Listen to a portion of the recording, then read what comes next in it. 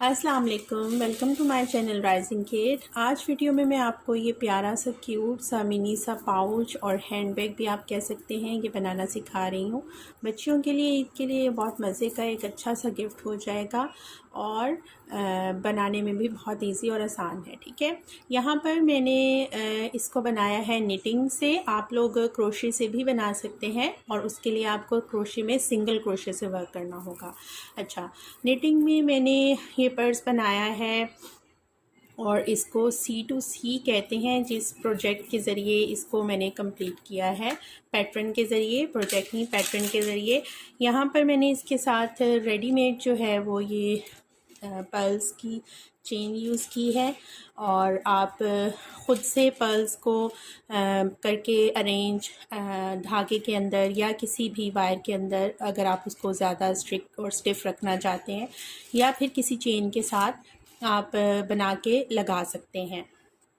यहाँ पर कुछ पर्ल्स हैं मेरे पास मोटे, आप मोटे पर्ल्स की चेन भी वो बनाकर लगा सकते हैं और ऐसे हमारे पास छोटे पर्ल्स भी हैं और वो भी हम लगा सकते हैं। इसके अलावा ऐसी बीड्स जो हैं वो मिल जाती हैं रेडीमेड और इनके यहाँ पर ये हुक सी क्लिप सी होती है, इनको भी हम लगा सकते हैं, यूज़ कर सकते हैं। ठीक है, तो ये थोड़ा सा इसके हैंडल के लिहाज से हो गया। और सिंपल आप क्रोशे से इसकी चेन्स बनाकर, अगर आप वूल की ही करना चाहें यूज़, मतलब कि स्ट्रैप भी आप वूल की रखना चाहें तो बहुत से प्रोसीजर हैं, आप वो भी बना के लगा सकते हैं। बैक पर मैंने इसके ये बहुत ही अच्छी सी सितारों से बनी हुई तितली सी लगा दी। ये आपको बाज़ार से इजीली अवेलेबल होगी, किसी भी टॉयज़ शॉप पर भी मिल सकती हैं और दूसरी शॉप्स पर भी।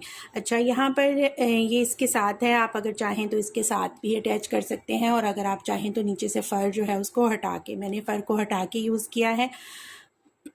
और बटरफ्लाई भी आप क्रोशे से ख़ुद से बनाकर भी यूज़ कर सकते हैं। थोड़ा सा पर्स के बारे में मैं आपको बता दूं, मैंने यहाँ पर फ्रंट पर C2C स्क्वायर की एक पॉकेट यूज़ की है और जो पर्स है वो मेरा full C2C corner to corner knitting से रेडी हुआ है। ठीक है, तो हमने इसको स्टार्ट लेना है और हमने इंक्रीज़ करते जाना है और एक हद तक इंक्रीज़ करने के बाद जितनी आप अपने पर्स की लंबाई रखना चाह रहे हैं, मैंने इंक्रीज़ करना छोड़ दिया और फिर सिंपल मैं स्टिचेस पर वर्क करते हुए गई और जितना लंबा हम रखना चाह रहे हैं वहाँ तक वर्क किया और फिर हम डिक्रीज़ करेंगे और डिक्रीज़ करने के बाद कॉर्नर पर आकर इसको फिनिश कर देंगे। तो हमारे पास एक ऐसे लुक रेडी हो जाएगी पर्स की। ठीक है, और फिर उसको करने के बाद हम इसके साइड्स पर जो थोड़ा सा इसको गोल करने के लिए, मोटा करने के लिए या स्पेस इसके अंदर क्रिएट करने के लिए मैंने यहाँ पर क्रोशे से वर्क किया है। सर्कल बनाने के बाद आप यहाँ पर ये भी निटिंग से करके तो बना सकते हैं, लेकिन यहाँ पर इजी होगा अगर आप ये क्रोशे से ही सर्कल बना के करेंगे। तो सबसे पहले वीडियो में मैं आपको गाइडलाइन दूंगी इसकी पॉकेट की और फिर थोड़ा सा मैं आपको पर्स के बारे में गाइडलाइन दूंगी कि हमने उसको इंक्रीज़ कैसे करना है। यहाँ पर मैंने लॉक यूज़ किया है इसके लिए, आप उसके लिए बटन्स भी यूज़ कर सकते हैं, फ्लावर्स यूज़ कर सकते हैं और ऐसे बटन्स जो हैं वो भी यूज़ कर सकते हैं जो आप किसी भी पर्ल्स की उसके साथ भी अटैच कर सकते हैं। वूल इसमें मैं यूज़ कर रही हूँ 4 प्लाई और ये मस्टर्ड सा या ब्राउन कह लें आप, शाइनिंग वाला थोड़ा सा कलर है और नीडल्स जो हैं वो मेरी 3 mm हैं और राउंड सर्कल नीडल्स जो हैं वो मैं इसमें यूज़ कर रही हूँ। सबसे पहले हमने C2C का एक बॉक्स, स्क्वायर बॉक्स रेडी कर लेना है और इसके लिए ये मैं यूज़ करूँगी इनर पॉकेट के लिए और एक मैं बाहर की पॉकेट के लिए यूज़ कर रही हूँ। और जो मेजरमेंट है इसकी वो मैं आपको बता दूँ, ये 3.5 है पॉकेट की मेजर ठीक है, इसको ऐसे हमने मेजर करना है। और आप जब यहाँ पर ऐसे वर्क कर रहे होंगे इसको इंक्रीज़ करने के लिए, तो आप इसको ऐसे कर लें और फिर आपको यहाँ से अंदाज़ा हो जाएगा कि आपका ये 3, तो 3 इंचज़ होगा आपका यहाँ से। और फिर आप देखेंगे कि 3.5 जो 5 आपका 0.5 है वो आप माइनस कर दें और फिर इसको डिक्रीज़ कर लें। ठीक है,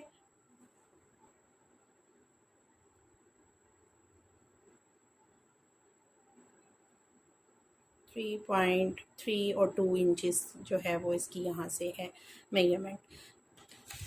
जो पर्स है वो मेरा है 5.5 इंचज़ तकरीबन, और जो इसकी लेंथ है वो है यहाँ से 4, और 4 का मतलब है 8 इंचज़ मैंने इसको लंबा रखा है। ठीक है, तो मेजरमेंट आपसे मैंने शेयर कर दी है। इसमें एक मोबाइल जो है वो उससे ये थोड़ा सा छोटा है। अगर मैं मोबाइल इसमें डालूँ तो स्ट्रेच होके डल जाता है, लेकिन ये उसके लिहाज से थोड़ा छोटा है। तो जो मैं ब्राउन वाला रेडी करूँगी वो मैं थोड़ा बड़ा रेडी करूँगी। अब हम सबसे पहले थोड़ा सा मैं आपको निटिंग की हवाले से थोड़ी सी गाइडलाइन दे दूँगी। कास्ट ऑन हम कर लेंगे नीडल पर, और कास्ट ऑन मैं करती हूँ थंब के गिर्द ऐसे करके, सेकंड को हम ऐसे इसमें से गुजारेंगे और ये हमारा हो गया लूप कास्ट ऑन, और ये थर्ड। ठीक है, 3 कास्ट ऑन करके हम इसको C2C प्रोजेक्ट को जो है वो स्टार्ट करेंगे। अब ये टेल जिससे हमने स्लिप नॉट लगा के किया था इसको छोड़ देंगे, और जो मेन हमारा थ्रेड है उसको पीछे की तरफ करके हम इसको ऐसे हैंडल कर लेंगे। ठीक है,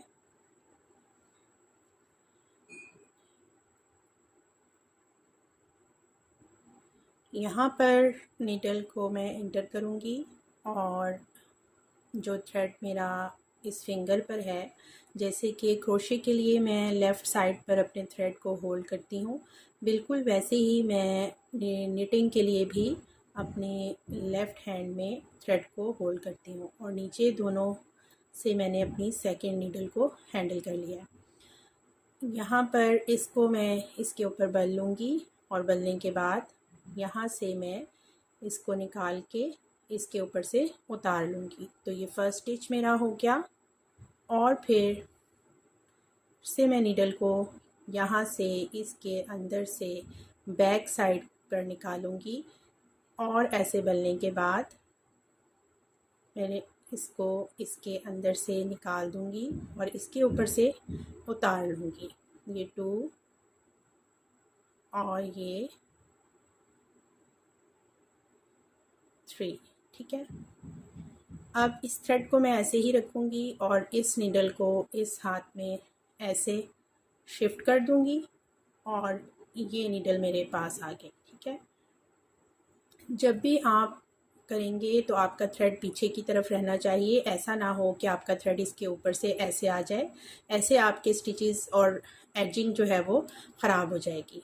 ठीक है, अब हम स्टार्ट करेंगे इंक्रीज़ करना, और वो थोड़ा सा जो है वो डिफ़िकल्ट होगा। इसको थोड़ा सा मैंने लूज़ कर लिया, एंटर करके सेम उसी तरह मैंने कंप्लीट किया। ठीक है, लेकिन मैं इसको उतारूंगी नहीं। अब मैं थोड़ा सा इसको ऐसे करके फिर बैक साइड से इसके अंदर एंटर करूंगी अपनी नीडल को। ठीक है, और बैक साइड से नीडल को एंटर करने के बाद फिर से मैं थ्रेड को इसके ऊपर यार्न ओवर करने के बाद निटिंग नीडल की हेल्प से इसको फिर नीचे से इसके स्टिच के निकाल लूँगी। तो मेरे अब 2 लूप्स हो गए, और मैं इसके ऊपर से उतार लूँगी। ये इंक्रीज़ हो गया हमारा। आगे हम स्टिचेस को सेम जो हमारा निट करने का प्रोसीजर है निट स्टिच का, उस तरह हम करेंगे। ठीक है,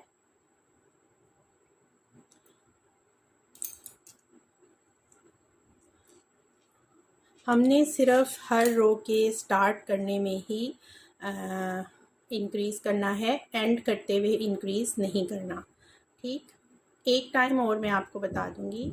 इसको ऐसे हमने इधर से निकाला, थोड़ा सा लूज़ कर लें और बैक साइड से नीडल को इंटर करें, और इंटर करने के बाद इसको हमने फिर से इसके अंदर से लूप लेके नीडल का के ऊपर निकलना है। ठीक है, ये 2 लूप्स हो गए, फिर से हमारा इंक्रीज़ हो गया और हमारे जो 3 स्टिचेस थे वो 5 स्टिचेस में हो गए। अब फिर से मैं ये सारे स्टिचेस को कंप्लीट कर लूँगी।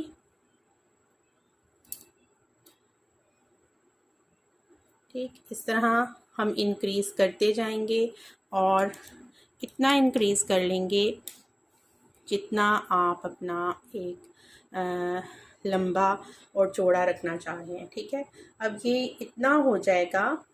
ठीक है, तो C2C स्क्वायर में जब हम इंक्रीज़ एक हद तक कर लेते हैं तो फ़ौरन से फिर नेक्स्ट रो में डिक्रीज़ स्टार्ट करते हैं, अगर हमने उसको स्क्वायर बनाना है। ठीक है, तो हम यहाँ पर फ़ौरन से डिक्रीज़ स्टार्ट कर देंगे और फिर डिक्रीज़ करते जाएंगे एंड 3 स्टिचेस तक, और फिर 3 स्टिचेस को टुगेदर कंप्लीट करेंगे और हमारा ये स्क्वायर रेडी हो जाएगा। ठीक है,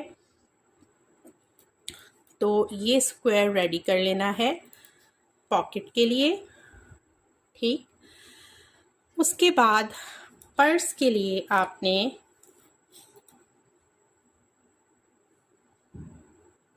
ये है मेरा अब पर्स के लिए यहाँ पर जो मैंने स्क्वायर में किए स्टिचेस वो 21 स्टिचेस थे, मतलब कि मेरे हुक के ऊपर यहाँ पर 1 2 3 4 5 स्टिचेस है ना, तब मेरे हुक के ऊपर यहाँ नीडल के ऊपर यहाँ पर 21 स्टिचेस होंगे, या 20 या 21 स्टिचेस से मैंने वर्क करने के बाद ये स्क्वायर डिक्रीज स्टार्ट कर दिया और मेरे पास C2C स्क्वायर रेडी हो गया। ठीक है, लेकिन जब मैं पर्स बना रही हूँ तो उसमें मैंने किए हैं टोटल जो स्टिचेस हैं वो 35। ठीक है, 35 स्टिचेस तक मैं इसको इंक्रीज़ करती गई हूँ और उसके बाद मैंने डिक्रीज़ नहीं किया, मैं सिंपल 35 स्टिचेस में ऊपर की तरफ वर्क करते गई हूँ। हर रो में बस सिंपल 35 स्टिचेस को वर्क करने के बाद करते वर्क मैंने अपनी मतलूबा जो लंबाई है उसके मुताबिक इसको कर लिया है। तो अब मैं इसका डिक्रीज स्टार्ट करूँगी। तो लंबी अब ये कितना है, लंबाई इसकी 8 इंच, ये देखें हो गई है। ठीक है, जितनी कि इस पर्स की थी, तो 8 इंच करने के बाद अगर मैं आप लोग मेरे पर्स और हैंडबैग जितना साइज़ रखना चाह रहे हैं, अगर आप बड़ा करना चाह रहे हैं तो आप इसको ज़्यादा लंबा रखेंगे, और अगर आप चौड़ा करना चाह रहे हैं तो आपको स्टिचेस ज़्यादा वर्क करने होंगे। 35 स्टिचेस से जो इसकी आई है मेजरमेंट वो 6 इंचेस आती है। ठीक है, और अगर आप ज़्यादा स्टिचेस करेंगे तो आपके इंचेस जो हैं वो ज़्यादा हो जाएंगे। हम लोग ये वर्क करते जाएंगे और एक रेक्टेंगल सा रेडी कर लेंगे और फिर से हम कॉर्नर पर डिक्रीज स्टार्ट करेंगे और दूसरा कॉर्नर जो है वो कंप्लीट कर लेंगे। ठीक है, तो मैं अब इसका डिक्रीज स्टार्ट करूँगी और दूसरा कॉर्नर जो है वो रेडी कर लूँगी। जी, अब मैं आपको डिक्रीज़ का बता दूंगी, और डिक्रीज़ के लिए हम फर्स्ट स्टिच जो है उसको वैसे ही कंप्लीट कर लेंगे। ठीक, नेक्स्ट 2 स्टिचेस जो हैं हम उनको टुगेदर कंप्लीट करेंगे। ठीक है, 2 स्टिचेस में से मैंने गुजार लिया, पीछे से लूप लिया निडल पे उसी तरह से, और फिर हम इन दोनों में से इसको गुजार लेंगे और इसको उतार देंगे। ठीक है, और फिर हम सिंपल से वैसे ही अपने स्टिचेस पर वर्क करते जाएंगे जैसे हम लोग कर रहे थे। ठीक है,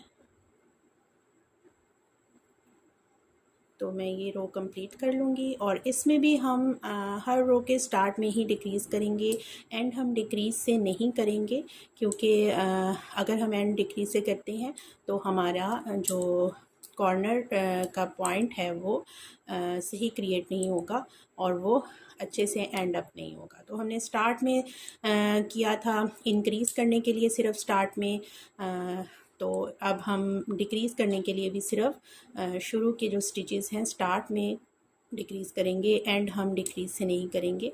एंड हम सिंपल इसी तरह करेंगे जैसे कि हम कर रहे हैं स्टिचेस पर वर्क। ठीक है, तो ये रो तकरीबन कंप्लीट होने वाली है।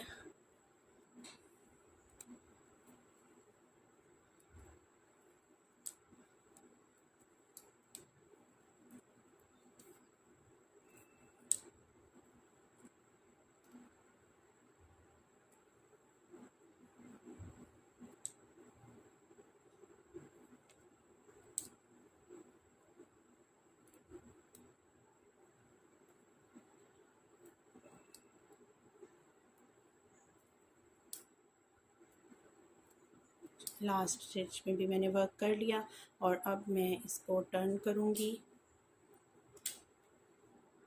बिल्कुल उसी तरह जैसे मैंने आपको बताया था।